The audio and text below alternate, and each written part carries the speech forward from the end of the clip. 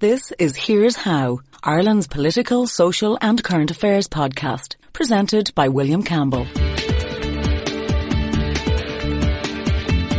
Thank you for downloading episode 24 of Here's How.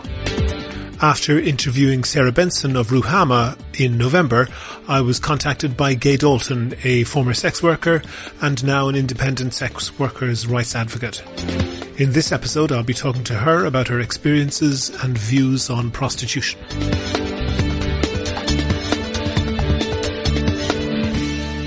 Here's How is Ireland's political, social and current affairs podcast. Make your view heard. Just dial 076 603 5060 and tell the world what you're thinking. Your voicemail may be included in the next podcast. You can find tips on recording your contribution and other ways to contact the show at here'show.ie/call. Online now I have Gaye Dalton. Gaye is a former sex worker. She's now an independent sex worker activist. Gaye, you contacted me after I spoke to Sarah Benson of Ruhama. Maybe first of all just tell me very briefly your own background. Right, well, not to get into too much detail, I wound up one day in a position where I had a choice between selling sex, committing a crime and going into prison, or suiciding. I didn't have a rational survival option. That just happens to people sometimes. Mm-hmm. You know, my story would take a 6-part series to tell, but that was where it left me. That was the place I was standing. Mm-hmm. Can you give me an idea of maybe how long you stayed in the sex industry? I was a sex worker for almost exactly 6 years. I had been for a little while before, and but in Dublin it was for 6 years.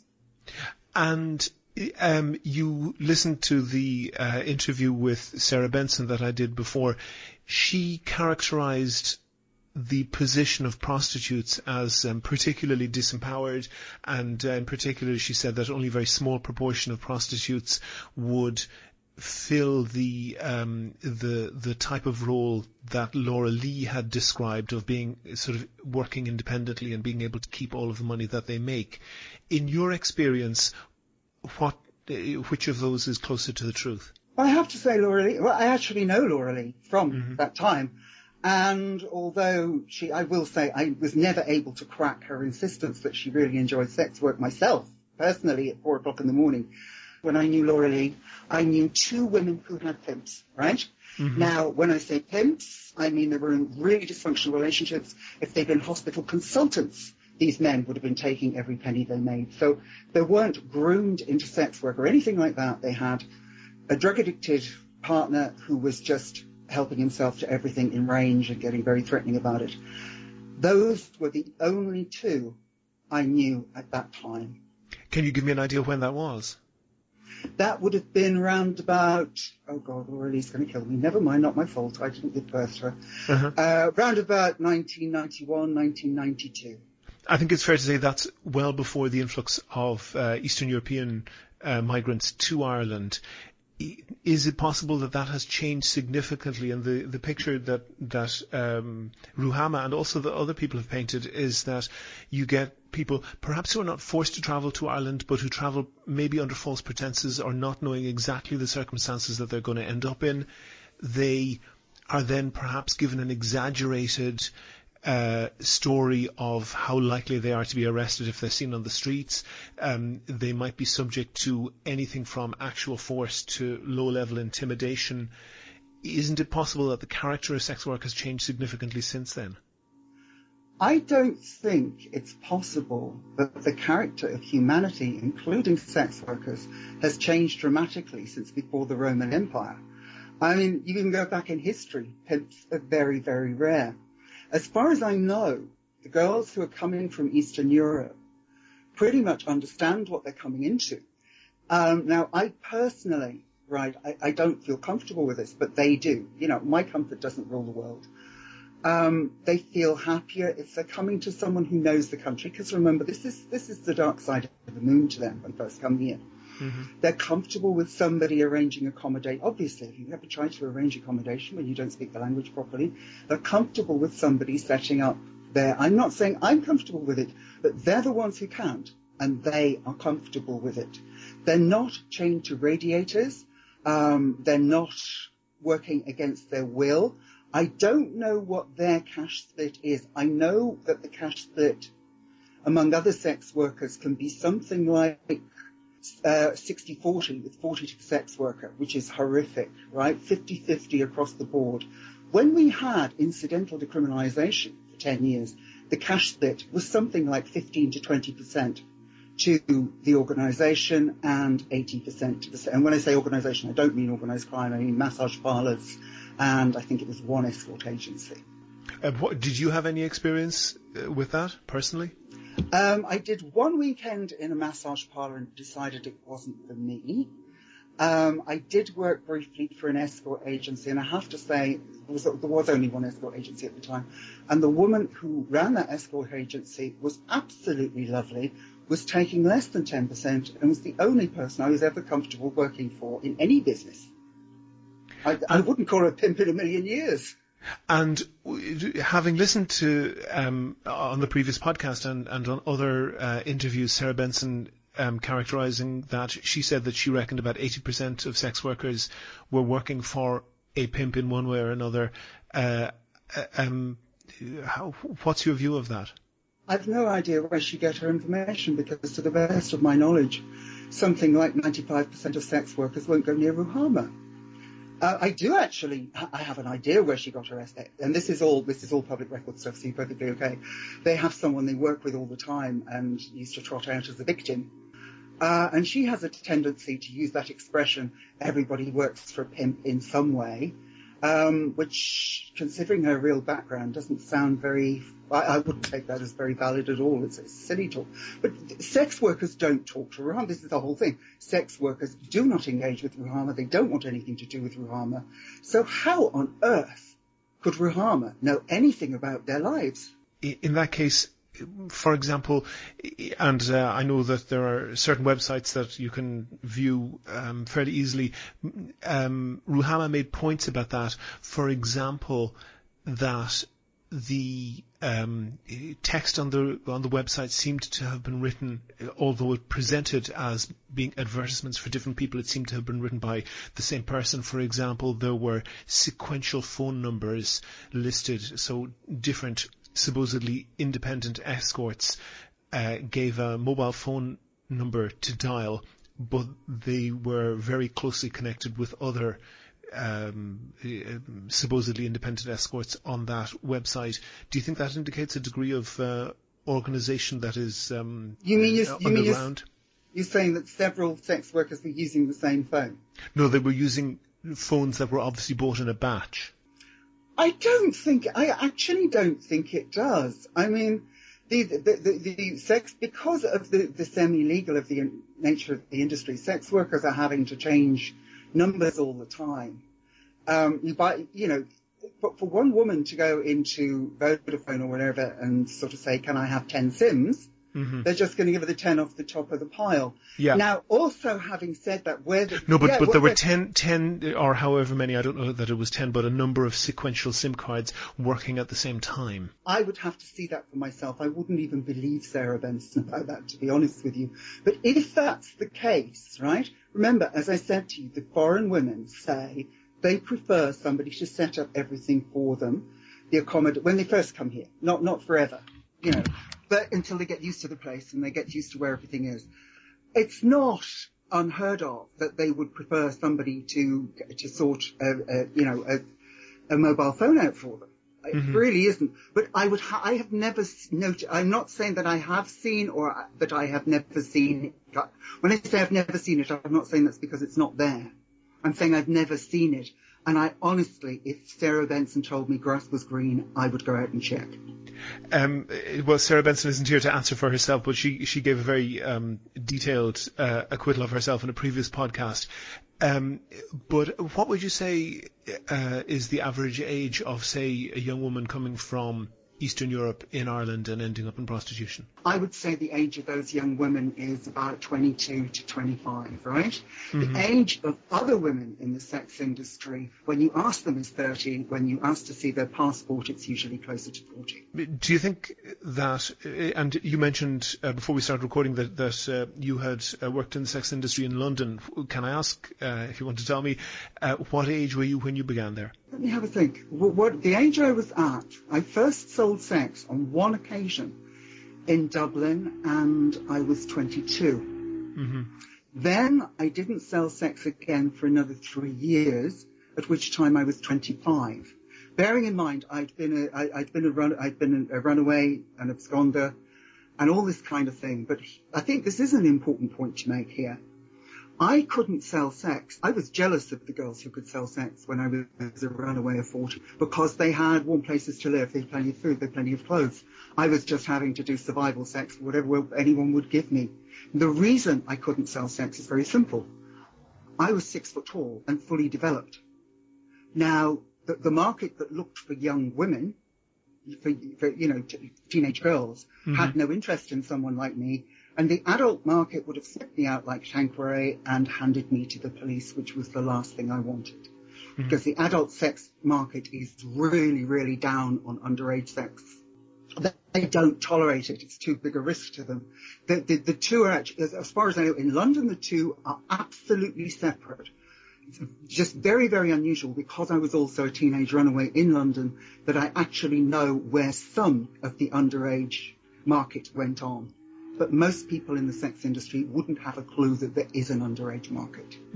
And looking at any of the websites that advertise sex for sale, and I've looked at ones that are obviously escort agencies and ones that purport to be independent sex workers and could well be, but looking at both of them, it's very clear that a major selling point is how young the prostitute is. I followed a link, I think actually from that I got from Laura Lee to another site that purported, I don't have any way of verifying it, but purports to be an independent sex worker. The first line in her description is that she's in her early 20s.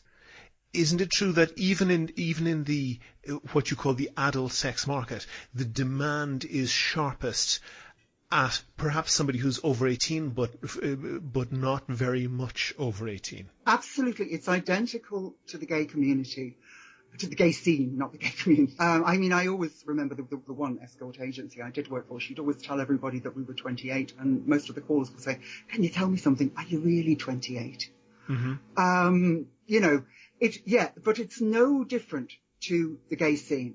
In the gay scene, guys try to stay, if you want a prolific sex life, shall we say, guys try to stay young as long as possible.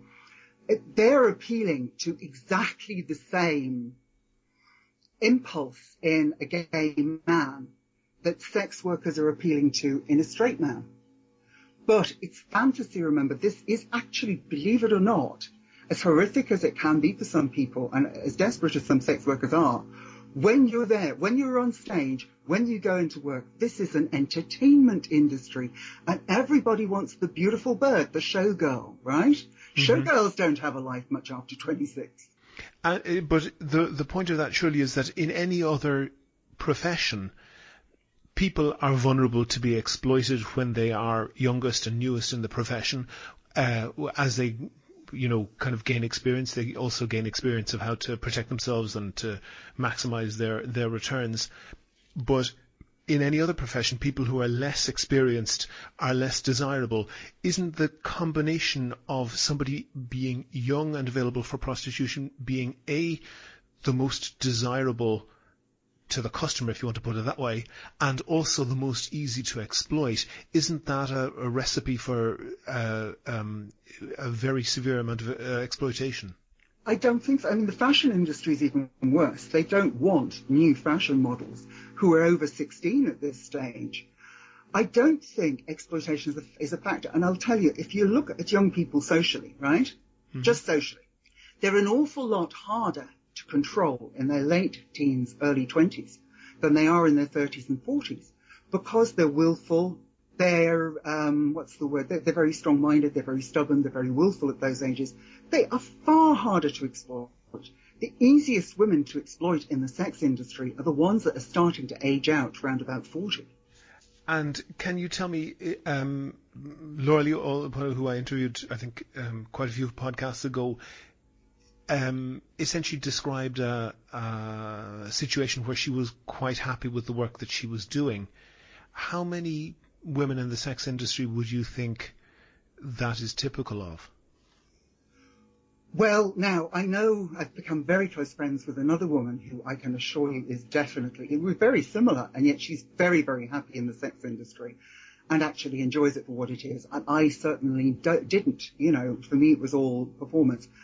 When I knew Laura Lee, genuinely, she would have been one of two women I knew who actually, in private at 4 o'clock in the morning over the whiskey, would say, I really enjoy my job. I enjoy doing clients, right? And as I said earlier, she was only very young then, and I tried to crack through that. I thought this has to be a defense mechanism. I never managed to get through it, and I'm pretty good at getting through things like that. So, I think women who actively can I ask you, Gaye, two women out of how many that you would have known? Well, now I'm talking about the ones that I would have had 4 o'clock in the morning. Conversations with two women at that time. The women I would have known would have amounted to, it always shocks me when I count them on my fingers, actually, amounted to something like 50 or 60, but not on terms of that close a conversation in every case, if you know what I mean. I do, but my point is that's perhaps 5% of the women who you knew who were involved in prostitution, who you felt genuinely said that they were happy doing what they're doing.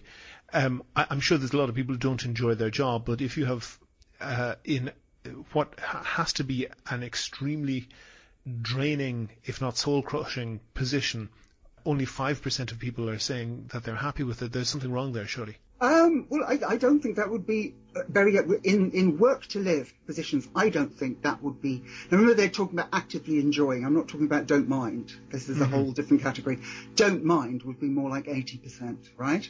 What you have, I can only talk of my experience of sex work, which doesn't seem very different to the women I talked to, was close enough to talk to closely with. But to me, the worst part of sex work is overcoming the taboo and the stigma at first, right? Actually doing the sex work. This is my personal attitude that isn't necessarily common. I would have been, because to me, my sexuality, that's for my personal use in my free time, I would have been horrified to become aroused. I would have been even more horrified to orgasm. But I certainly didn't mind. And the actual experience of sex work is like having a dental exam, except you get money beforehand and there's no risk of anybody telling you need to find 2,000 euros for a crown afterwards. The worst part of it is that it's kind of boring. It's hard to pass the time in exactly the same way. Once you strip all the stigma out of it and all the taboo, that is what selling sex is like. There's nothing traumatic about it. There's nothing painful about it. And this whole thing, I've noticed that the abolitionist movement have this great thing, because they have to do so, it's worse because they have to do so many. And I can't help wondering why they wouldn't then try to end the demand by setting a minimum price for the sale of sex, the way they're trying to do for alcohol. But the thing is, once you're actually selling sex, and I've checked this with friends of mine, on a night when I'd got 6, 7 or even 8 clients, I would be going home as high as a kite. I'm wonderful. Wow, this is fabulous. This is the life for me. On a night when I could only get 2 or 3 clients, I would be miserable as sin. So basically, having to overcome the taboo of selling sex is the hard and traumatic part. Once you're actually selling sex, to a certain extent, this sounds awful, but it's true, the more the merrier. Because you want the money, because that's all it's about to a sex worker, is the money, the wages at the end of the week. And one other question, just on the logistics, Sarah Benson mentioned the threat of violence. What was your experience with that? Either actual violence or just feeling insecure, feeling that threat? Feeling that threat is actually pretty rare, right? No different to what you would expect any woman. Define pretty rare. Well, this is what I'm going to do. I was a street worker, right? Now, that was the Burlington Road, Waterloo Road end. But the feeling threatened would be no greater for me, maybe slightly less, than any of the women who were wandering around looking for nightclubs at that time of the night. It wasn't quite rational, because I don't think, the people who actually steal things do have rudimentary brains. I'm sure it doesn't take them very long to work out that sex workers are far more likely to have cash in their handbags than anyone going to a nightclub. Mm-hmm. But we felt as secure as any other woman on the same streets at the same time. Violence was very, very rare. I'm trying to think of an equivalent that we see on the news.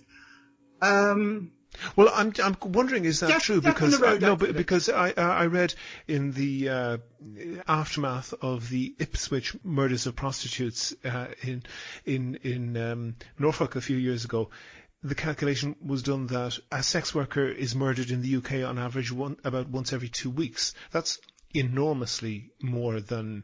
I don't know how valid that. No, well, I'm talking about Dublin now. Mm-hmm. In that specific community. I don't know. You don't feel that sex workers are more vulnerable to being attacked, more vulnerable to being murdered? I know that on the streets in the UK, sex workers would be constantly terrified of the police. That's it. They wouldn't be thinking of anything else. And I think I did actually know the woman who was, just to talk to and have coffee with her, didn't know her deeply, that was murdered by the M4 rapist picked up in Park Lane.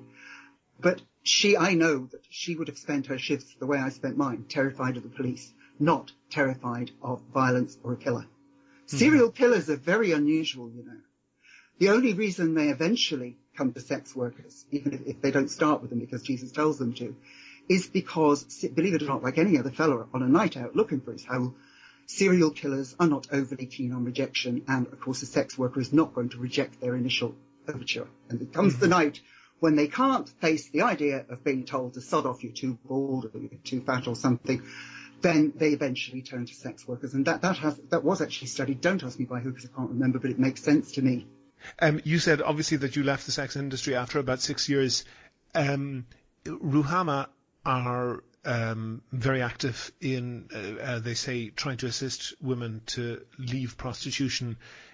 I take it you didn't get their assistance, and if not, why? Ruhama didn't like me because in 1993, they were only starting up. Now they were always in tandem with the Women's Health Service, the Women's Health Project as it was then. At that time, the Women's Health Project was the lead organisation, but it's all to do with funding and HSE politics, and so it's basically, essentially the same organisation, right? Mm-hmm. They didn't like me because I insisted on going to the press and speaking for myself instead of letting them speak for me. What they did, the few women that would engage with them, and women that were with Dolores Lynch 10 years earlier when she tried to get to speak to the Justice Minister, and she eventually died a really horrible death for fighting for what she believed in. And these same women that were so proud of having got it all decriminalised through the constitutional challenge, was suddenly afraid to speak for themselves. Ruhama had completely undermined their sense of self. I watched it. It was systematic. Hold on for a second. Can you elaborate on that?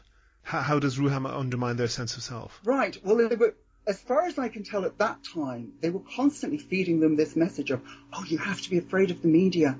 No, they'll screw you over. No, let us talk for you. And then they had this incredible, which to me was absolutely incredible, notion that they fed to them of, you mustn't ever talk to the media unless they're paying you to. Now, to me, civil rights are not just a right.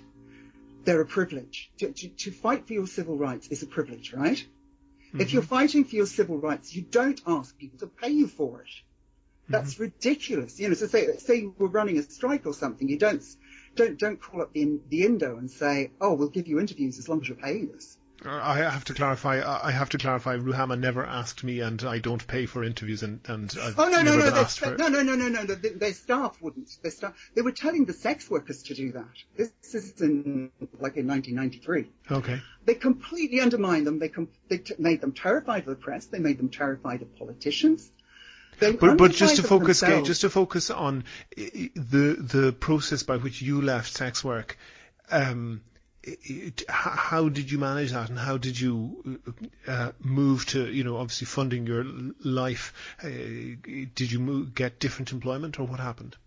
What happened is that basically a gentleman who's been played by Kevin Spacey approached me with an offer I wasn't supposed to be able to refuse, as with the new law coming in, he was going to try and move in on the streets that he'd never dared run protection on before. I actually thought he was messing. So when I told him, I didn't think he was really who he said he was at all. So when I told him no, I was extremely rude about it. You're talking about a criminal? Yeah, I'm talking about a well-known criminal who has been played by Kevin Spacey. If I'd known who he really was, I would have refused him more politely. But I was really extremely rude to him, right? In his mind, he wasn't disrespecting me at all. So being me became kind of an extreme sport. That is why I left sex work. Now, for example, I'm still waiting for Ruhama to get back to me on whether I'm entitled to benefits or not to this day. What did you? Can I ask, what did you do? What I did at first, I will say, an old client of mine gave me all his savings. A couple of other old clients came up with sexual needs that they haven't had since they were about 15 and insisted on paying me. One of the bank managers at my branch was suddenly very, very, very easy to turf out money to me. A well-known credit card, these days they used to hustle you to take their credit cards, A well-known credit card tried to con me into thinking that I needed to get their credit card or all of another debt would suddenly fall due. So I thought, well, you've got down on your knees and begged for it, here it is. I lived from day to day. I was reading books. I knew when the money ran out, I was going to have to suicide. I was reading books, just trying not to think about it. I started doing something that I absolutely hate, that wrecks my head. I was making soft furnishings, 18-hour days, 7-day weeks. I got no help from anyone. I've got no help from anyone to this day. Gaye, can I ask, what are you doing these days? How do you survive? I've never managed to get anything akin to a real life. I hardly ever leave the house. I'm autistic, by the way. I hardly ever leave the house. I've never been able to get any help or counselling. The reason I've never been able to get any help or counselling is because Ruhama dominate everybody's opinions of what sex work and sex workers are. And I don't fit that, and I can't get past that. If you were to single out a legal model that you think works well, what, in terms of legalization or regulation of prostitution, what would you recommend? Well, you see, most people talk about the New Zealand model. I'd go a little bit further. I would say... Tell me what that is. The New Zealand model is just decriminalisation, basically where suddenly a sex worker is in the same position as a plumber. You just take the crime out of it. From experience, I would say that you also need zoning for street workers, because there's only going to be trouble that will lead to demand for further legislation. It's better to zone street workers to places where they're useful rather than harmful. For example, places that need extra late-night security. Areas of the city that are unsafe to walk in suddenly become safe if they're a red light district, because there are people around who aren't going to watch you get mugged, Really deserted areas. I don't mean really criminal areas, I mean really, really deserted areas. If you can fill them up with a red light district, they suddenly become physically safe. You might get propositioned a couple of times, but you're not going to get bashed over the head, right? I also think that the only way to avoid real problems is to register indoor sex workers, not necessarily attached to their real name or whatever, but attached to something, a unique identifier like a fingerprint, right? So that you know that they're working independently. And I think you need to give a 3-month grace period, because you don't want to commit somebody to the sex industry just by registering them, if you understand what I mean. I understand, yes. As far as I'm concerned, if you would give zones for street workers and you would give this registration for indoor workers with that 3-month grace period while they make up their mind if they want to commit to it, obviously, as far as I'm concerned, you could bring in the death penalty outside of those two things, as long as they had full decriminalisation within those two criteria, so that the women who need to make that money could go on making that money and could start to be full members of society who could call the guards if they needed to, didn't have to hide and run. I think if sex workers didn't have to hide, didn't have to be stigmatized, didn't have to be filtered through organizations that won't even talk. Ruhama won't even listen to us, by the way, if we don't agree with them. They just block us on all social media, everything. They will not. If anyone who cares about you, if you're saying, hey, we don't like what you're doing, they say, Christ, come here and tell me. No, Ruhama just block us, pretend we don't exist. We're not allowed in their meetings, right? But I think I have to say, I was in touch with someone involved in another radio station after interviewing Ruhama, and the feedback was I was lucky to get them that they will never come back to a interview that they don't perceive is friendly enough. Yeah, that would be my percent. But also, like, they've been booked for interviews. People have tried. I've tried to go head to head with them. They won't go head to head with me. Laura Lee's tried to go head to head. The only time I've ever seen them on TV with the sex worker, they insisted on a split broadcast. You know, so that basically you had Denise Charlton for the first half and you had someone else, I actually forget who, for the second half. They wouldn't go directly into discussion. You know, but I do think if sex workers were given that legitimacy, there would be more mobility in and out of the sex trade. There'd be more mobility out of the sex trade, because if you could license as a sex worker, right, mm-hmm. and feel perfectly okay, feel just like everybody else, you know, you get your car loan, you get your mortgage, everything.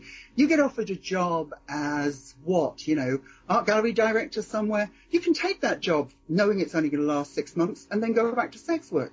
But as things are now, you can't do that. Gaye Dalton, a former sex worker, now independent sex work activist, thank you very much for talking to me. And thank you for talking to me. Make your view heard. Dial 076 603 5060 and leave a contribution for the show. You can find tips on how to record a good contribution and other ways to contact the podcast at here'show.ie/call. That's almost the end of episode 24 of Here's How, Ireland's political, social and current affairs podcast, published on the 28th of December 2015. There's a link to Gaye Dalton's YouTube channel in this episode's page on the here'show.ie website.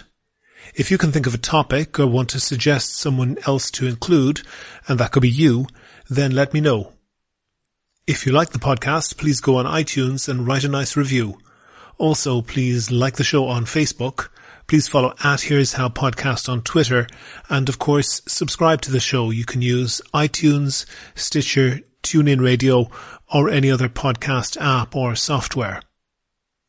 You can do all of that, or get in touch with the show right from www.here'show.ie. Or you could just go out to a New Year's party and tell all your friends how great the podcast is. The next show will be uploaded shortly. The Here's How podcast is produced and presented by me, William Campbell. Thank you for listening.